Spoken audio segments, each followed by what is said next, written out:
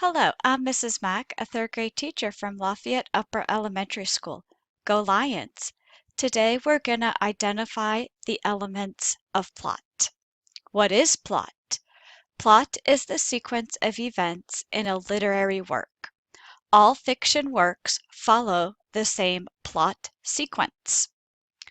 What's in a plot sequence? We always have a beginning, a middle, and an end. Here is our plot diagram.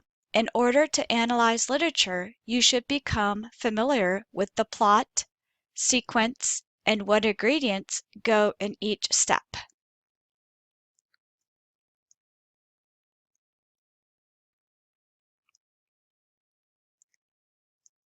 The beginning, the introduction of characters, setting, and the basic conflict.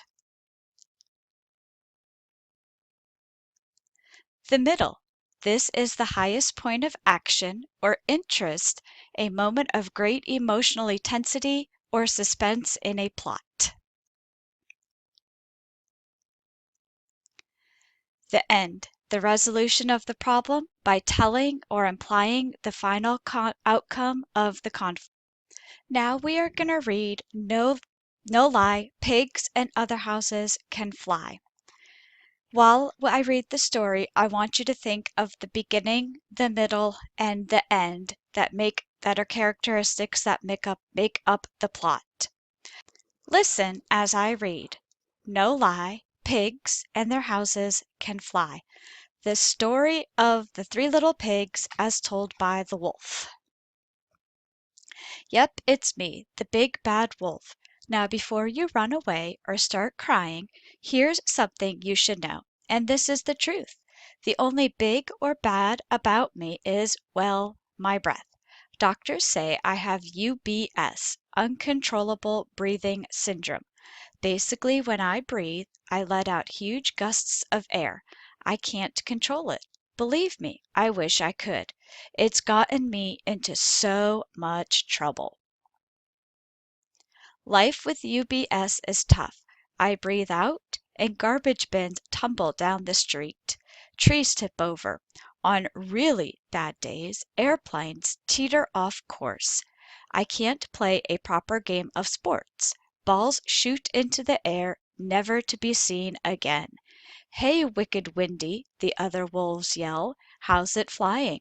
Or, "Hang on to your hats, here comes Hurricane Harry." It's a lonely life. That's why I left the pack not long ago, hoping to make new friends.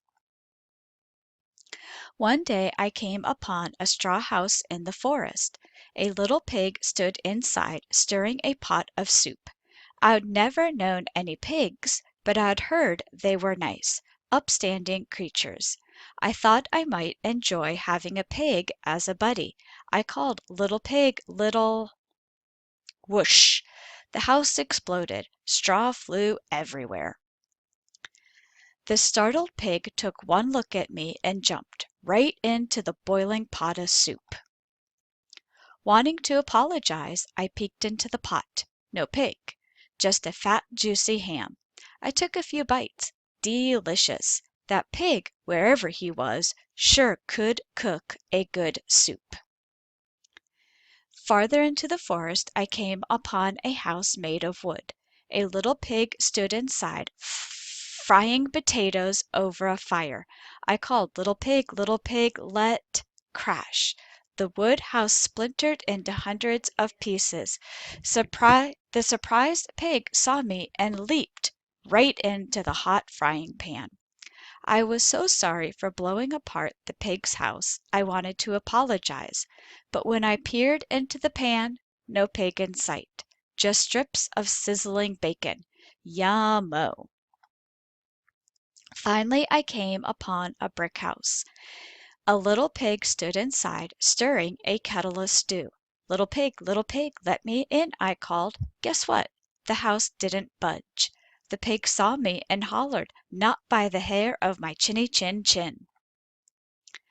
Maybe he had heard about the other pigs' houses and the messes I'd made. I needed to do something nice. So I gathered a basket of turnips and apples. The pig opened the door, snatched the treats, and slammed the door. My stomach growled. I hoped the pig would share his stew with me and we could be friends. I knocked, but he didn't answer, so I scampered up the wall and wriggled through the chimney. Not smart. Whoop! I fell right into the pot of boiling stew. Ah! I shrieked. You ruined my supper, the pig cried. But then he giggled. Goodness, look at you, he said, with your fur burned off. You look like a pig. I did look awfully pink.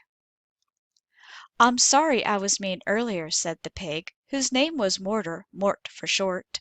Wolves don't usually want to be friends with pigs. They usually want to eat them. I told Mort about my UBS and how the other wolves bullied me about it. Have you ever tried using it for good? He asked. What do you mean? I asked. Come on, I'll show you. Mort led me to a little blue house. Inside, a girl was huffing and puffing, trying to blow out her birthday candles. Mort nudged me.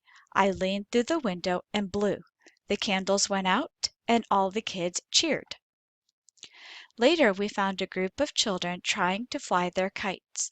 The day was calm and the kites wouldn't move, but when I breathed in their direction, the kites sailed into the air. So that's my story. Mort and I have become good friends, and his house is so sturdy. I never worry about blowing it down by accident. He made stew again tonight. No meat in there? I asked. I don't eat meat, he said. Not even bacon? Mort shook his head and sighed. No, Wolf, not even bacon. Not even when pigs fly.